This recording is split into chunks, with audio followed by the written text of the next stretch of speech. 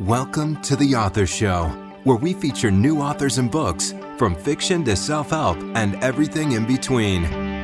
You'll find it all at theauthorshow.com. That's theauthorshow.com. And now let the show begin. Hi, this is The Author Show, and I'm your host, Linda Thompson. If you have ever dreamed of becoming a singer but didn't know where to start, our today's book, Being a Singer, The Art, Craft, and Science, provides the solutions you need to make practical, consistent changes in your singing, by author Linda Balliro. Linda has worked with some very well-known singers, and she's here today to share her book and her experiences. Linda, welcome to The Author Show. Hello, Linda. It's nice to be here. Linda, will you please give us a quick overview of Being a Singer? Yes, of course.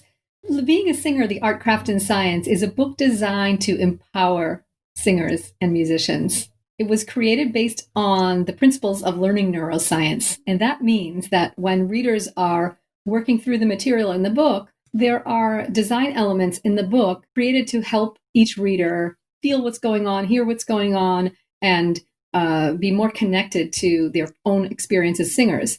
And it's also including a lot of stories and interviews and some troubleshooting and lesson routines and lesson samples to get your creative thinking going and to inspire you to reach for new levels of mastery.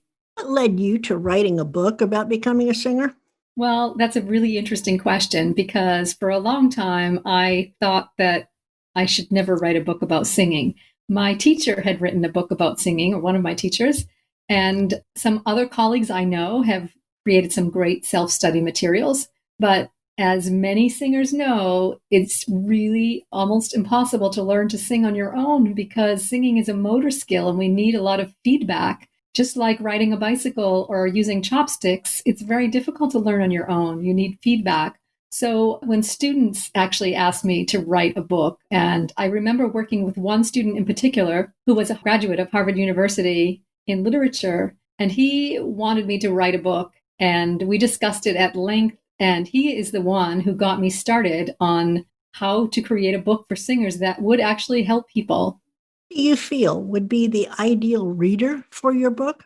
Well, this book is really appropriate for a very wide range of people. There's a lot of young singers out there who are independent musicians and singers wanting to create an ability to express themselves more easily. These are young people, say 16 to 25 years old, young men and women who are learning a lot about their artistry, but haven't put together the pieces of the puzzle for their own voice yet. And then there are young college students or recent college graduates who feel like they just haven't got some questions answered, and there's still some mystery to their singing. There are also community singers in choirs. Unfortunately, in the United States, we're not performing right now, but there's a lot of community choirs, church choirs all over the world. These people also will have great time with the book. I've had many people contact me who've worked through the material and enjoy it. And then there are people who have reached a point in their life where they've gotten less busy. Say they're 55, 65, and they're picking up a new hobby from their youth and they want to reignite their passion. And they are also finding this as a great chance to work through some material and get fresh ideas.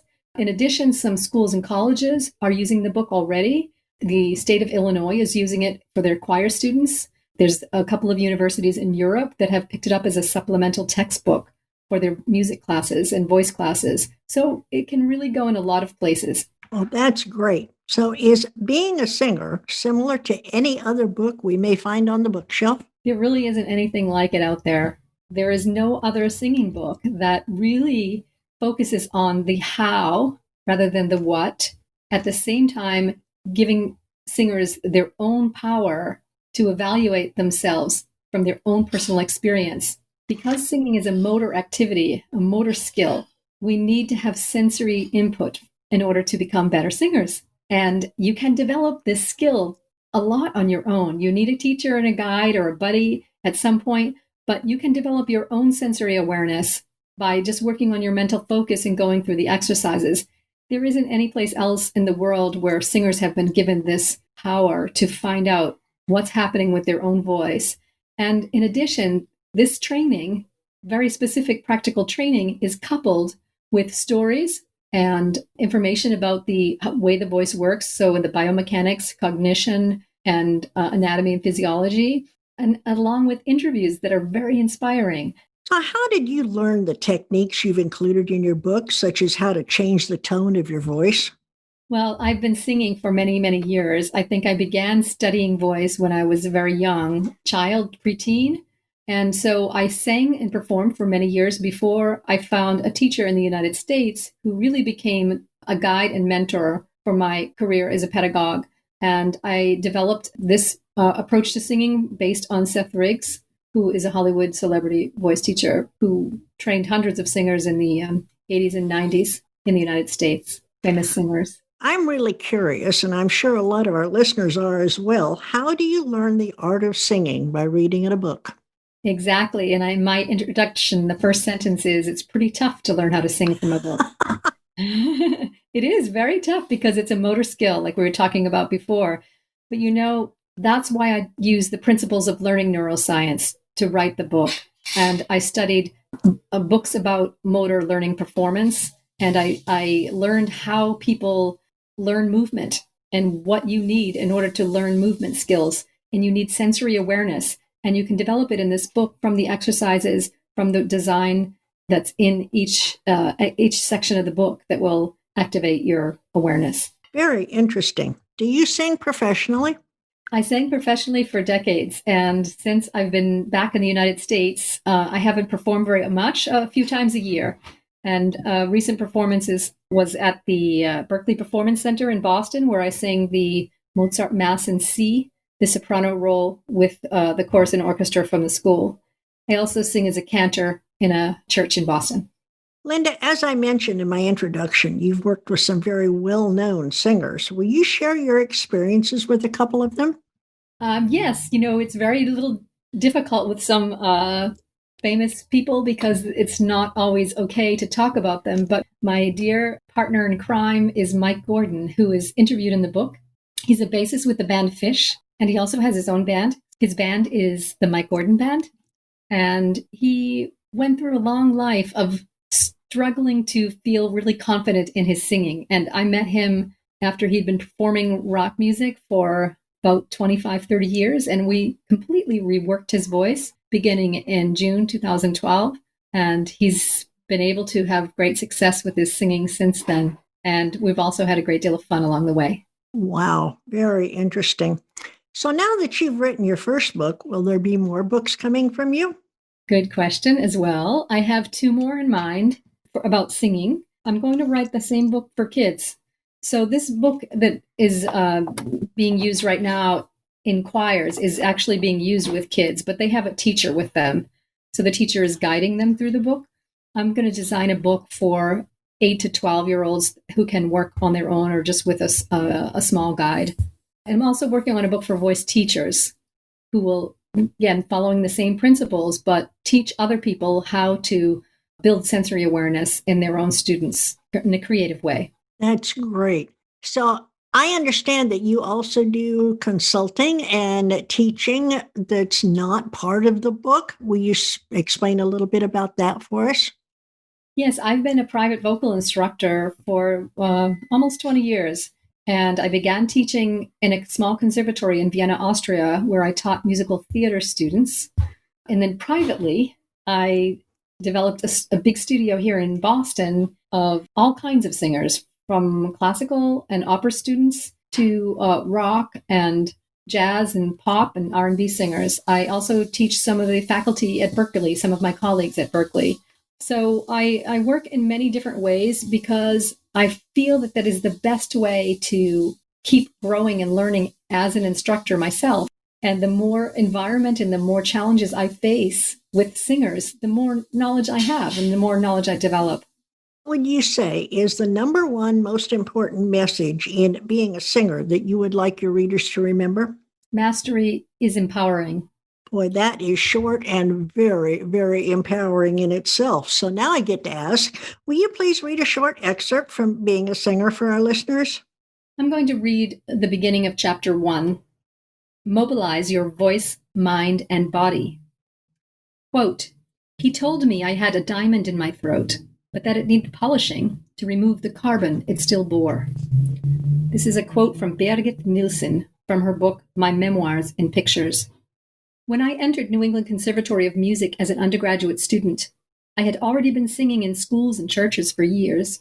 I began doing church gigs for special events at 8 years old, and I toured my local area for a few years. Then I went on to various shows, concerts, and events throughout my teens, but I felt like something was missing. I had a voice, but I sensed that great singers were doing a few things that I couldn't do. I thought I would study at conservatory, learn everything I needed, and then live happily ever after. Well, as it turned out, it was a bit more complicated than that, but my education, training, performing, and teaching have been a great adventure. Each experience opens new doors that I didn't even know existed, and there isn't an end in sight. While I was a student, I read many singer biographies because I wanted to know behind-the-scenes details. How did great singers learn? Where did they study? Did they face any challenges? When I read My Memoirs in Pictures, the quote above inspired me to forge ahead. But I didn't really understand how much of an impact the idea had on me until I started writing this book. Birgit Nilsson, 1918 to 2005, was a highly acclaimed international opera singer. She had a tremendous career singing dramatic roles in Wagner, Puccini, and Verdi operas because her voice was a powerful force with ringing high notes and an intuitive sense of drama. She sang an impressive debut concert in Stockholm when she was very young. But after the concert, Isaac Grunewald, one of Sweden's most famous painters, said her voice needed polishing. What? Such an impressive talent and gifted voice with a sensibility for music? Couldn't she just study music, get some experience, and become a star? Not exactly. Like so many stars and celebrities, she appeared to have a meteoric rise to success. In reality, she struggled with her training for years, was frustrated with her studies, and juggled money to pay for her lessons. Sound familiar? Despite it all, she was determined to develop a consistent voice she could rely on. The result? She became one of the greatest singers of the 20th century. You see, even a tremendously gifted artist like Birgit Nilsson struggled. She had difficult days when she didn't know if she could develop enough technique to carry her through a career, when she didn't have money and she had to borrow dresses for performances. She had to work hard. She had to stay focused. You also have a diamond in your throat. And just as a diamond is formed deep in the earth, laboriously mined, cut, polished, and finally placed in a well-crafted setting so it can shine in all its glory, your voice is formed deep in the core of your being through an intense process of biomechanics, acoustics, cognition, and emotions. Becoming a great singer isn't about your gift. It isn't about being good enough. Becoming a great singer means discovering how to align your thoughts, emotions, and behavior to tell the story of the music and lyrics, no matter what you sing. Wow, Linda, you've almost convinced me that maybe I could be a singer. So where can we learn more about you, and where can we purchase Being a Singer, the Art, Craft, and Science? Well, you can become a singer, Linda. Everybody can sing. It's a human trait. So you can find out more about me and what I do at lindaballiro.com, and you can learn more about the details of the book and see some of the inside pages at lindaballiro.com/resources. And Linda, will you spell your last name for us? Yes, B as in Boston, Alliro. We've been talking with Linda Balliro, author of Being a Singer, the Art, Craft, and Science. Linda, I'm sure your book is going to attract the attention of a lot of people who dream of being a singer. Thank you for spending time with us today, and I hope you'll consider coming back to chat with us when you publish your next book. Thank you so much, Linda, for having me. It was a pleasure to meet you. Balliro has created a training manual that is a page turner. I couldn't put it down.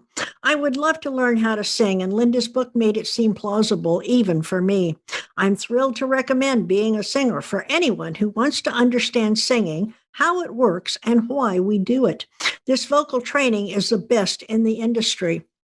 Well, that was a review for Linda's book. And if you want to learn more, go to lindaballiro.com and order your copy today. And when you finish, don't forget to post your review. And please share this interview with your friends so that they too may become acquainted with our author. And remember, the Author Show may be accessed at any time at theauthorshow.com. Plus, selected interviews can also be found on major platforms such as Amazon Fire TV, the Roku channel, iHeartRadio, Spotify, Google Play, Pandora, and many more.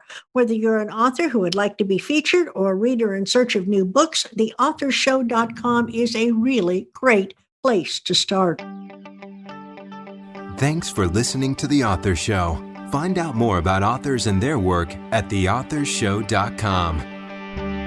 Theauthorshow.com. Tune in next time to another great author on The Author Show.